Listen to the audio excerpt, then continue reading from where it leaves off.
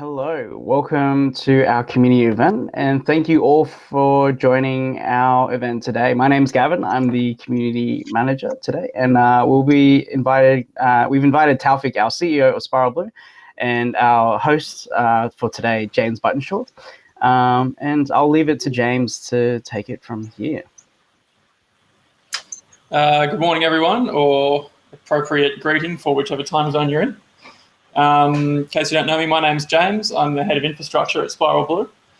Taufik's going to go into a bit about Spiral Blue in his presentation. But yeah, we're doing edge computing on board satellites with a goal to tackle sort of the downlink problem, essentially, and make satellite Earth observation more accessible to people. These community events, we're running them because we've had great success and made good connections out of the community that exists. And so essentially we just want to keep that going, try and give back and, keep the ball rolling, so to speak. So thank you all so much for attending, and I hope you enjoy it.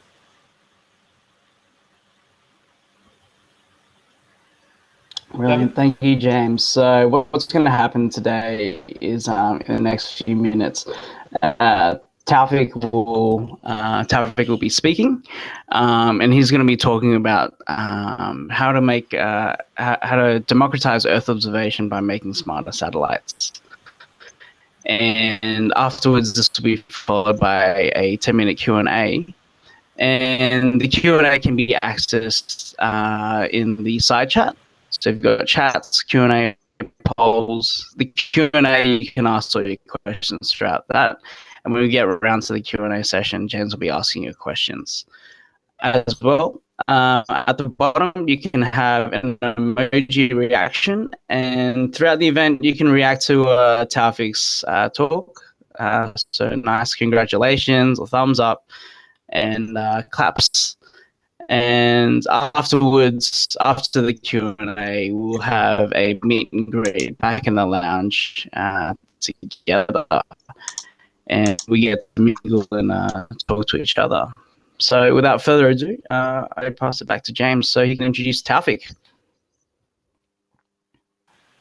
Yeah, thanks, Gavin. So I've been given a little bio here written by possibly Taufik to give at other events. So slightly for the humour, I'm just going to read it exactly as written. James, if you can introduce Taufik. Sorry? I think Gavin's having some issues with the internet. But yeah, right. Just go ahead, James. I'll continue on. So Mr. Taufik Huck is founder and CEO of Spiral Blue, where he leads a dynamic team of space engineers and data scientists. Okay, we good? You did just continue. Yeah. On a quest to make Earth observation more accessible.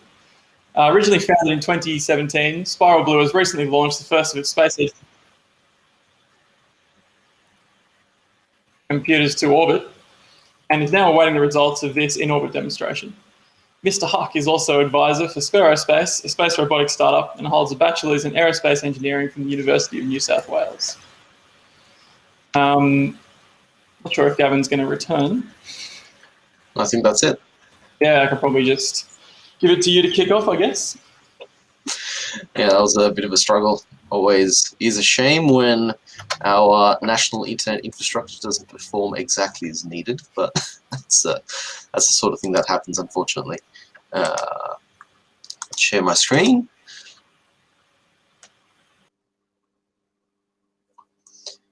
And hopefully everyone can see that. I do have two screens, so I have the pleasure of being able to see your comments and questions as they come up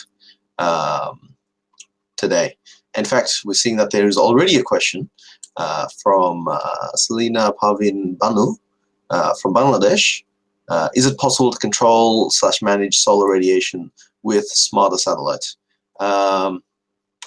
Potentially. Not sure whether you mean solar radiation for the satellite or whether you mean solar radiation for plants on Earth, but happy to discuss that point further. So yeah, just chuck your questions in on the side right now, or whenever you think of them. I'll happy to answer them as I go. better to break this sort of thing up so we don't get too boring. So yeah, the topic for today is democratizing Earth observation. What do I mean by democratizing? I really mean making Earth observation more accessible and more affordable. So it's not just restricted to big defense organizations or big companies or wealthy governments. It's accessible for everyone. And that includes the poorest members of our society, including subsistence farmers in developing countries. So that's really what we're trying to do here at Spiral Blue, and we're trying to do this by building smarter satellites.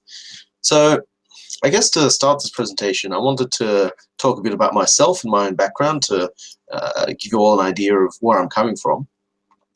So I did my undergraduate degree in aerospace engineering because I wanted to do space.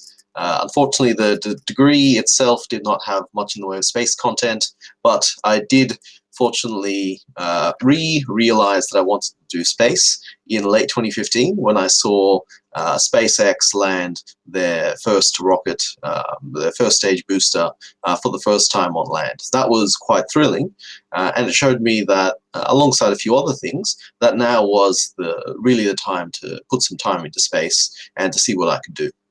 So with that in mind, I did a couple other things. I joined BlueSat, which is a really great organization at a student group at UNSW that is essentially working on a number of space projects. So I was quite honored to have been the CTO for the satellite side for about a year. And in addition to that, I was working on a PhD at the time. And so I took the approach that I wanted to work in the space industry. I knew that now was the time to do it because of what I was seeing. I'd interned at Sabre Astronautics, and what I was seeing there was, okay, space doesn't necessarily just have to be, research projects or, big government agencies like NASA. It can also be smaller companies as well. And that, alongside seeing companies such as Hero Robotics back in the day, Pitch, as well as CubeRider and other organizations start to come out, really gave me the idea that actually it's possible for space to be something that we do not just, even as individuals through our own companies and startups. So I felt that doing a PhD or doing a startup would be the best way forward. I had a crack at both, and unsurprisingly, here I am today doing a startup, so I think that says something about how well the PhD went. But I am very glad to have had that experience. That's certainly helped me in my career to date, and I do hope that in the future I'll be able to pick up on a PhD and complete it next time. And so why space? This is a question that is quite common nowadays, especially with us seeing a lot of backlash to Richard Branson and Jeff Bezos going to space on their own rockets.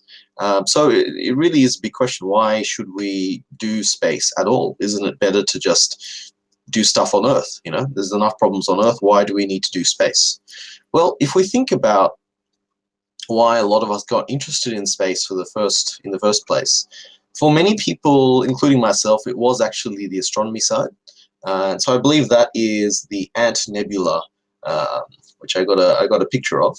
Not one that I've seen with my own eyes, but it was seeing images like this when I was growing up that just showed me the sheer wonder and excitement of space, and showed me that this was something that, even if it felt unreachable to a 10-year-old at the time, it did seem like this was the next big step for humanity. And on top of that, we see as a result of this the sheer amount of inspiration that space causes among people. So this is from a rocket launch, and I don't think there's any event on Earth where you would actually see people come together in this way, of all sorts of different backgrounds and from different places and different careers coming together to just enjoy an incredible spectacle. So I think that's really important. And then the other part is this is a picture that I've put in, which is of a terraformed planet. This is not a picture of the Earth. This is an artist's impression of another person's idea of what a certain terraformed planet might look like. So if anyone can guess what planet this is, feel free to put that in the chat. I'll give 5 points to whoever guesses correctly. The points are not redeemable for anything, but you'll have 5 points from me nonetheless. And so the reason I put up a terraform planet is this is a very big dream for a lot of people, including people like Elon Musk, and it's been a long dream in science fiction as well. And so if we think that, oh, why should we put a whole lot of effort to try and go to other worlds and figure out how to make them livable for humanity? Well, the counterpoint to that is if we look at what happened in the Moon program, where we essentially had to go from nothing to, or when I say nothing, we had to go from essentially technology that came just out of World War II to then having computers, to having amazing materials, to having rocket engines, to having all sorts of things like Velcro that just did not exist even 10 years before the moon landings. And a lot of this came about because so much was invested to take America to the moon that they had to invent everything from scratch, that a lot of which we are actually seeing applied to present-day society, including the computer that I'm speaking to you on. A lot of this was developed quite significantly in that push. And so if we do have a big push like this in the future to go out and terraform a planet, imagine the sort of technologies that will actually come out of doing something like that. If we can terraform another planet and make it habitable for humanity and for Earth's ecosystem, imagine what that means for us and what we'll be able to do for the Earth. It should mean we're able to solve problems like climate change, deforestation, pollution, and many other problems. So that's one big reason why I think space is really important. And so then we come to Earth observation. I'm going to take a short break here. So someone notes that they look like the ice caps of Mars. Actually, let's go back to that image. One of the Kepler planets? No, not Mars. So 2 guesses for Mars, 1 guess for one of the Kepler planets. Neither are unfortunately correct, but we'll keep going. And there was another question from David Hewer, who's founder and CEO of Orb MB Technologies, who asked, is Australia supporting democratization activities, or are they focused on serving the traditional industry of bigger companies? And so there is, the Space Agency has very much identified that Australia needs to join existing supply chains. And so that does mean that we need to join the traditional industry of bigger companies, as you've noted. But this does also mean that, especially in a field as new as space, there are a lot of opportunities to establish new supply chains, whether that is with bigger companies or existing space agencies, or even completely new organizations, to really come together with a big group of these sorts of organizations and try to do something amazing, like hopefully terraforming a planet someday. So I think currently it is very much focused on addressing the traditional, what we call the traditional industry, but I think that will change over time. And so for the next slide. And so what is the need for Earth observation? Well, if we look back at the history of Earth observation, it really has been, well, let's just say the early history of what we call Earth observation now is very much been the history of war, sad it is to say.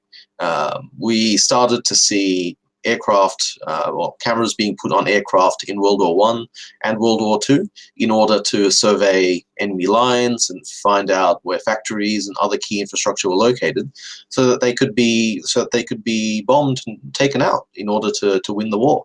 So this is, I would say, really how things started. And so we can actually see, this is actually quite a terrifying photo that really underscores the power of Earth observation, not just from satellites, but this is an aircraft photo. So this shows the before and after of the, I believe, the Hiroshima bomb in Japan, the first atomic bomb that was dropped. So it really does show the sheer impact of what we can do as a species in terms of destructive power, and hopefully On the flip side, we can only hope that that implies we have similar power on the good side of things as well. And I guess one of the examples of a good thing that we can do with Earth observation is this sort of environmental monitoring. So I believe this is from a NASA satellite called Terra, probably Terra, yeah, from the MODIS instrument on Terra, which actually sounds like quite a terrifying name, but I assure you it's T-E-R-R-A, not T-E-R-R-O-R. But so this satellite is essentially showing a calculation on its images that actually shows how green the area that has been imaged is. So as you can tell, in October, Britain is quite brown. This NDVI number, which is that vegetation index, showing that there's a lot of brownness across the country, which again is not surprising. But it also shows that there are parts of the country that are actually quite green. And so you can see that in the more bluish areas, especially in Ireland. And then if you compare it to the June NDVI, you can see that it's much greener at that time. So that shows something interesting, where in the southeast of England, there's potentially more in the way of plants that don't perform as well in more difficult conditions. Whereas in the rest of the country, it's more of the perennial type plants, or I think that was the word, but the plants that don't drop their leaves in autumn. So that's the sort of thing that you can tell with satellite images. And so, but coming back to a broad level, and this was touched upon, I believe, in one of our first community talks, the real need for Earth observation is that we live on a single planet, and we need to manage it better. It's really as simple as that. Like, I can't go into much further detail, but this graph that I've put up actually shows an interesting ecological concept, environmental concept, and economic concept of the Earth overshoot day, which shows that at what day in the year do we use up all of the resources that the Earth is able to regenerate. And so obviously this is not going to be the same for every type of resource. Some resources are used up quicker, some are used up less fast. Some countries use resources faster than others. And so that's not really the goal here. The goal is here to just get a broad understanding. And we can see that currently we are using about 1.7 Earths worth of planetary resources every year. And frankly, that does not sound particularly sustainable. If you're earning, let's say, 100 grand per year, but every year you're spending 170 grand, you're gonna go bankrupt eventually. So that's the question, that we are facing, climatic and environmental conditions, of which I believe this COVID pandemic is actually a symptom of, that would cause us to head towards what we can call special bankruptcy, environmental bankruptcy, at some point in the future. We don't know when this is, but when that will be, and that's the difficulty, that we are, as a species, really terrible with handling what we can think of as slow catastrophes, but we are pretty terrible at handling these slow catastrophes. But we still need to be able to come out with new technologies and new approaches to try and manage the situation and recover over time. And I believe that Earth observation holds a significant key to that. Like, it's not the one solution, it's not the silver bullet by any means, but as others have said, what is measured can be managed. And Earth observation is a key component of that measurement of our planet. And so if we look at the current state of the Earth observation industry, I have a few graphics in the coming slides from Aravind, who's a consultant from TerraWatch Space. I don't know if he's here with us today, but we did some work with him earlier today, and earlier this year, and he gave us some really great insights on the industry. So I highly recommend that you have a read of his articles, which you can find on that link that is on the slides. But essentially, he's outlined what the state of the industry is with Earth observation. And we can see that there is a number of layers. And so hopefully my mouse is visible, but we sort of exist somewhere in this, or somewhere throughout. Spiral Blue sort of exists somewhere throughout in a weird sort of way. And so really, though, traditionally it's been very much that there would be companies that acquire Earth observation data.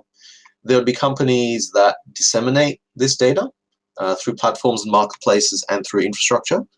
And then there would be companies that take this data and turn it into useful information for customers. And so generally, the further up that you can go in this stack, the closer you are to the end customer. So that's how I like to think about it. And so the companies down here are generally selling images. The companies here are selling infrastructure as a service, people like AWS, Amazon Web Services, or then you also have people like Skywatch that offer access to satellite images, and Alula, who are also offering access to satellite images in a very simple and easy to use way. And again, it's sort of that infrastructure as a service business here. Whereas here it starts to become more of that software as a service area, which is much more accessible for the decision makers in a company or in a government agency. And so that's really how this industry is positioned. And so you can see there's a lot of players, but there are issues, let's just say. And if we look specifically at the acquisition type area, we were, Aravind was quite kind and put us in in a category of our own with onboard processing. But in addition to that, we can see that many different types of data are being collected from active radar, which is the satellites giving off radar and measuring what comes back. We have radio signals and radio occultation and AIS, which are all, again, dealing with radio, but in this case, they're not giving any back. They're only just taking what's coming from the Earth in terms of terrestrial signals or beacons or that sort of thing. And then you have your classic imagery, which is contained in this bubble. You have your infrared imagery, which is more in another spectrum of light, which is not visible to the human eye, but through which we can actually tell a lot.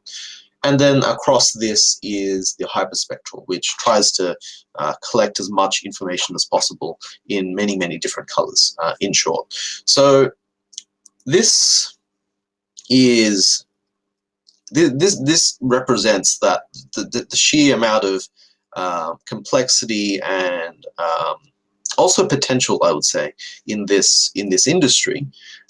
When you look at all of these different companies collecting all these different types of data on the Earth and on the people that live on this Earth, there is just so much potential to do interesting things with this data. But despite this, the Earth observation industry has remained quite small and quite underutilized, I feel. The typical numbers for the measurement of the size of this industry is only a few $1 billion, which sounds like a lot until you consider that Apple is a $1 trillion company, right?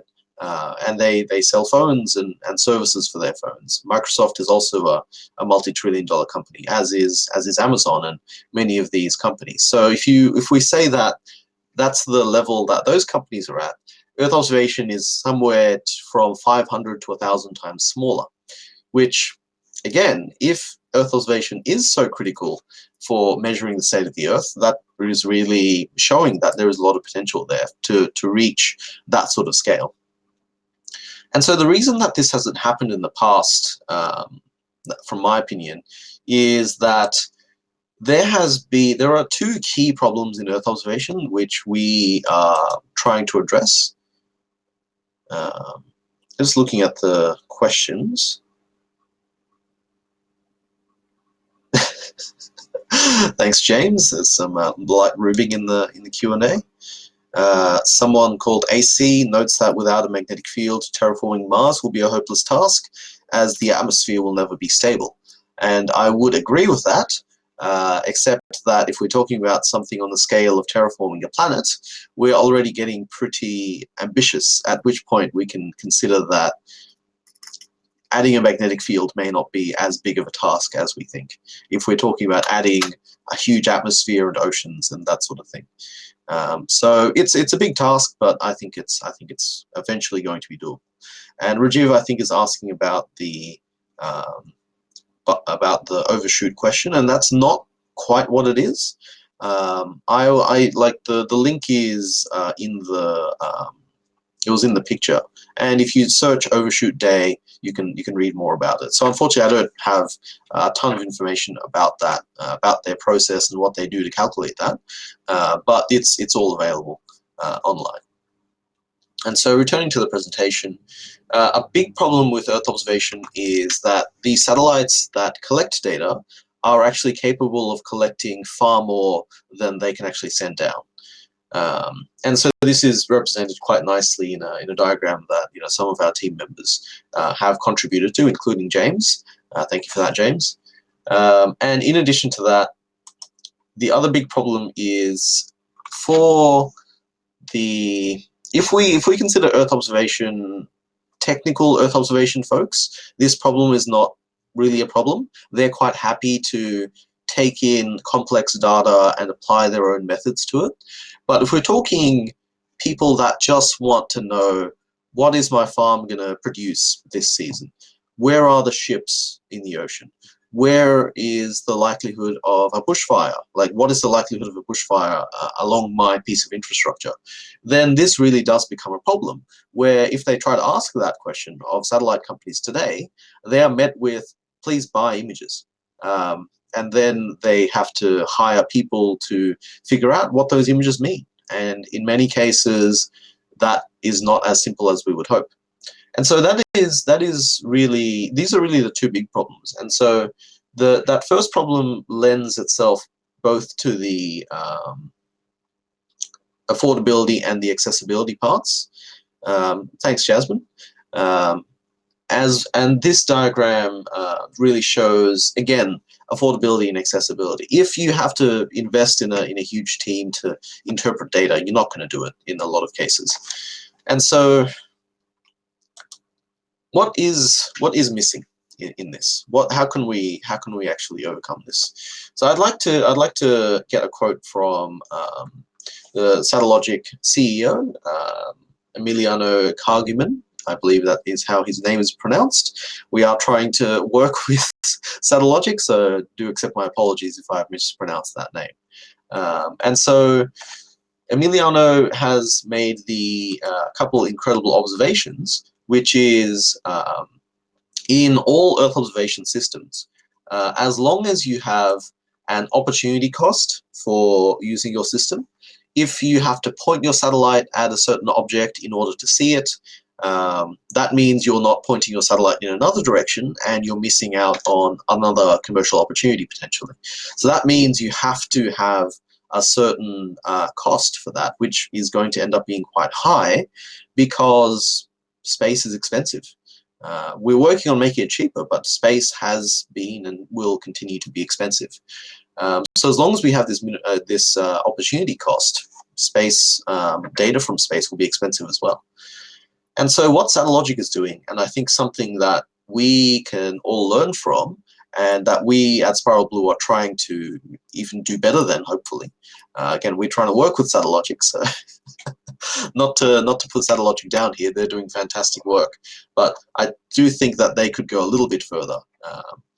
And so if you put up enough satellites, or essentially what he's saying is that if you have enough capacity where you're collecting enough data that you're not missing out on opportunities to collect certain bits of data because you're collecting data for a certain customer.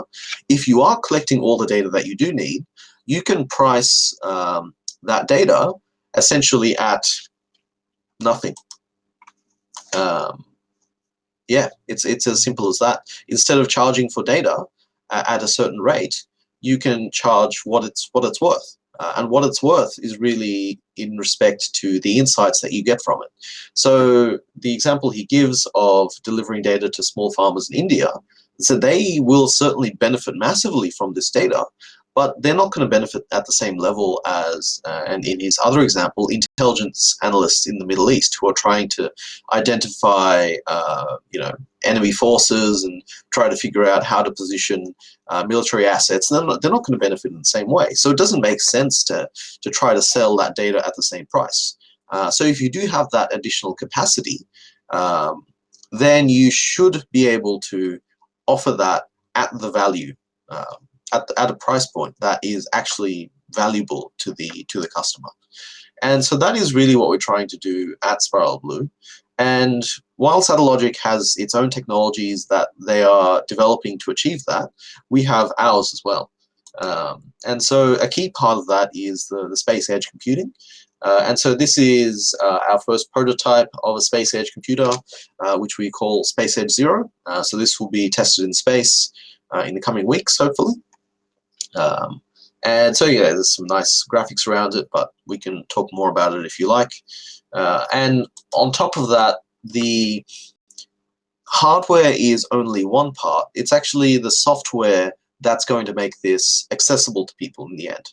If we have some amazing hardware and we can deliver amazing things, there's no real benefit to customers if they can't actually access it. And so that's why we're trying to build this Space Edge Services app store-like platform where someone can access the information that they need on what they're doing or what they would like to do on the Earth as easily as we look at stock prices on our mobile app, or as easily as we look at dog photos, hopefully.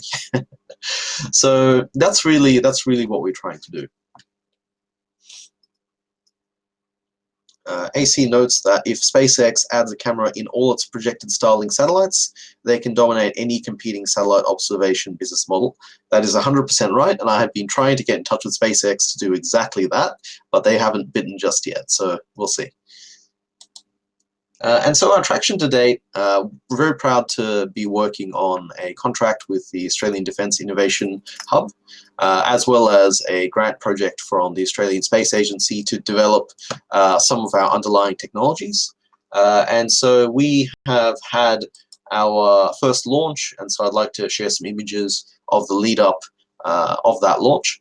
And so you can actually see one of our Space Edge computers being integrated with one of the Stork satellites.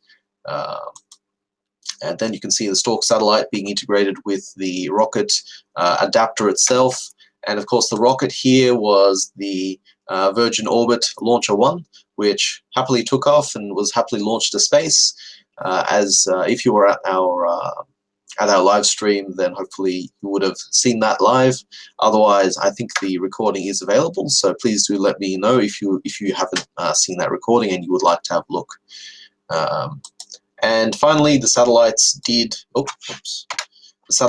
indeed deploy into space. So this is one of the satellites, and another one was also deployed. And in fact, there's a link from Rajiv, which may be our satellite. I'll have a look at that link later. So if you go to a website like Celestrak or Sabre Astronautics Tarot, you can actually look up the position of the satellites carrying our Space Edge computers. They are called Stork 4 and Stork 5. So please do feel free to look them up. They might actually be worth sharing my screen later and seeing where they are right now. And so in addition to these launches, we've got more launches coming up later this year with Sat Revolution, and then throughout next year with Modularity Space, Satellogic, and Space Machines Company. Hopefully one of which will be launching from Australian shores. Fingers crossed. And I think Rajiv may have the correct link now. AC asks, can SatNogs monitor these satellite observation? Not sure who SatNogs are. Was that the amateur radio group? Like International Amateur Radio Group? Might have been. Yeah, it is. Yeah, great. Yeah. So that's, I think, yeah, James, you want to answer that actually? Yeah, we asked the question. They don't have a profile I think they need, so that the amateurs know how to sort of talk to it. Having said that, they have been picked up by amateurs, I think, just asking, looking for a response. So they're definitely talking, they're definitely responding. But yeah, I don't know too much exactly about the SatNogs part of it. And Josh Keegan, who I had the pleasure to do a YouTube interview with, which will hopefully be coming out soon, asks who will we be launching with. So we're not sure yet. With the Space Machines company launch, we're looking at launching with Gilmore, which fingers crossed will happen from the Queensland coast next year. Otherwise, if they are significantly delayed, we'll be looking at a SpaceX backup, I believe. And aside from that, the others, I think Satellogic is also with SpaceX. Modularity Space, I'm not sure yet. And the remaining Sat Revolution launches, also not sure. And so the final slide for today is, I really wanted to get across what we are ultimately trying to build. Yeah, thanks, AC. And that is really this searchable database for our entire planet. As we add satellites carrying space-age computers, as we add that capacity, eventually we will reach that scale where we will be able to scan the entire Earth's surface every day or every week or however often we need to reach this goal. So our goal really is for almost to be like Google, where you can ask a question like, how old is, I don't know, Nikola Tesla, or what year was Nikola Tesla born, let's say, and you can get an answer, which 25 years ago was ridiculous. If you wanted to answer a question like that, you would get in the car, head to the library, ask the librarian for a book on Nikola Tesla, and then you would read the book, and then you would find out. Whereas now it's just a matter of Googling. And so that took a bit of time for that to become possible on the internet with just finding out any piece of information. And so our goal is really to make a similar piece of infrastructure or a similar platform possible to enable this for our Earth. And so that's really what we're trying to do. And so that is my last slide. So are there any questions? Nicely done. We have one. Do we have a question? The ultimate democratization of EO is to provide the data free and open, like the massive Copernicus archives or Landsat cloud collections. Your mission data will be free and open, is the question. Yeah, eventually. And so this is what Copernicus and Landsat are able to do, that they do collect enough data to fill out what they're doing. So they are just scanning the Earth every 5 days or every 10 days. And because they are paid for by the government, they are able to make that data freely available. We obviously are not going to be paid by the government to make our data freely available in the same way, but eventually we do expect to reach a level of capacity where it won't be free and it won't be completely open, but it will be almost as good as that. Like like the internet is not free, water is not free, air is kind of free but not really. But we never think about what we pay for these things, and that's really what we're trying to achieve. To reach a point where people can draw value from Earth observation, pay for that value with whatever it's worth to them, and then not have to think about it beyond that. So we've got another guess at the terraformed planet. Is it Earth after 100% melt of the Antarctic ice cap? No. I think it's time I answer. And so the answer is actually Venus. So let me go back to that slide. Venus. So I put Venus because Venus has a very unique geography, and there's really no large continents or large bodies on Venus if there was to be an ocean similar to the Earth. And that's why it looks like you can see the green bits are very sort of broken up and scattered around. Whereas Mars, a terraformed image of Mars, actually, it's essentially a supercontinent where there's just a big continent in the south, and then the entire north is just water. And obviously the Earth, we know what the Earth looks like. But Venus has this very interesting, chaotic geography, which is the result of not having any sort of plate tectonics. So I thought that was quite interesting. And I've seen a few YouTube videos on terraforming Venus lately, and obviously there's been a lot of interest on whether there is life in Venus due to some of the measurements that have been made. So yeah, Venus.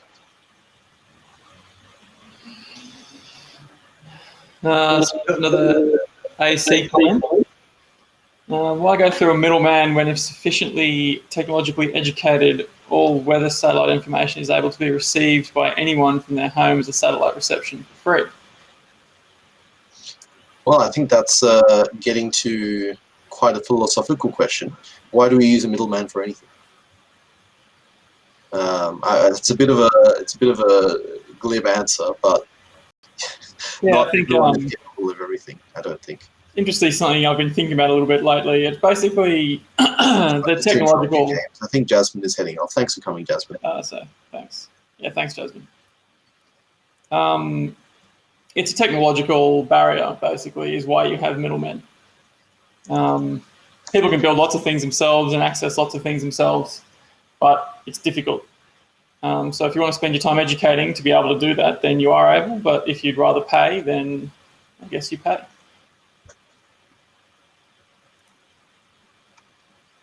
Another question in the Q&A. You mentioned that there is far more EO data being generated by satellites than there is downlink/telemetry capacity. Surely adding more satellites will only worsen this problem. How do you resolve this? Well, that's the thing. We don't add satellites. We add smart satellites.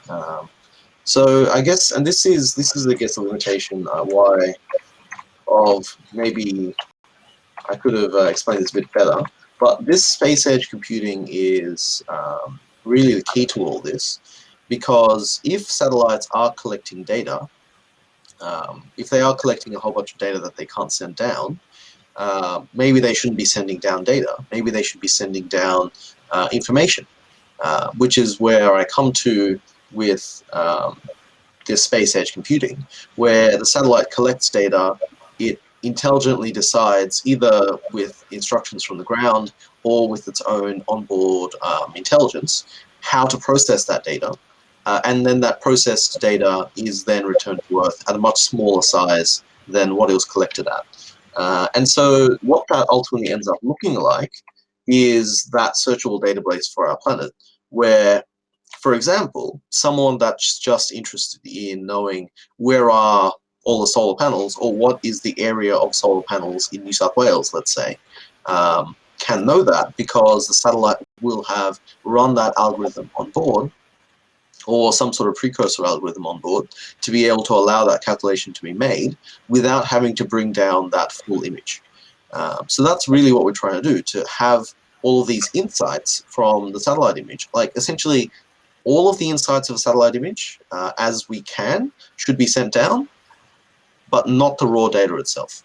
And so if we think of it from this perspective, I had a case study, which I was thinking of at one point, where essentially if a farmer were to request an NDVI map of their farm, after some of these apps were run on them, which are actually listed here, such as removing clouds through Cloud Clipper, by cropping and pre-processing the image and converting it into an NDI, the size of the image would actually be reduced by 120x. So it's quite doable, and that's without any sort of additional artificial intelligence or any other sort of additional processing on top of that. So it's really it's doable. It's just a question of we got to get it up there and we got to make it work. Beautiful. So I think we've sort of reached a natural end to that. I also think that we've lost Gavin in the process. Oh no, here he is. He's back. I'm alive still. Yay! Thank you so much for the talk, Taufik. I really hoped everyone enjoyed it, and thank you, James, for moderating the Q&A. So right now, what we'll do is we've got about 25 minutes left of meet and greet. We'll head back to the lounge and chat and mingle with one another. As well, just regarding our next event, we will not be hosting an event, as we'll be attending the Australian Earth Observation Forum, and we'll be supporting that. And if you are interested in attending that, you can register your tickets, register for tickets in the link below here. That will be organised by the Earth Observation Australia. As well as that, if you could also fill out our 1-minute survey response here.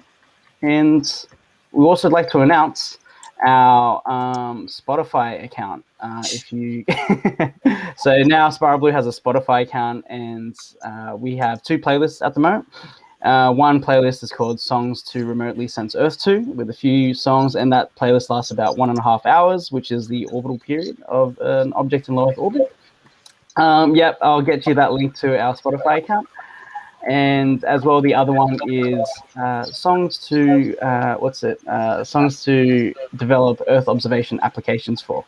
And if you'd like, you can see that in the link below right here. So thank you all. Thank you, Taufik. Thank you, James. And thank you all for attending. I'll see you in the lounge. Thanks, Gavin. Thanks, everyone. See you later.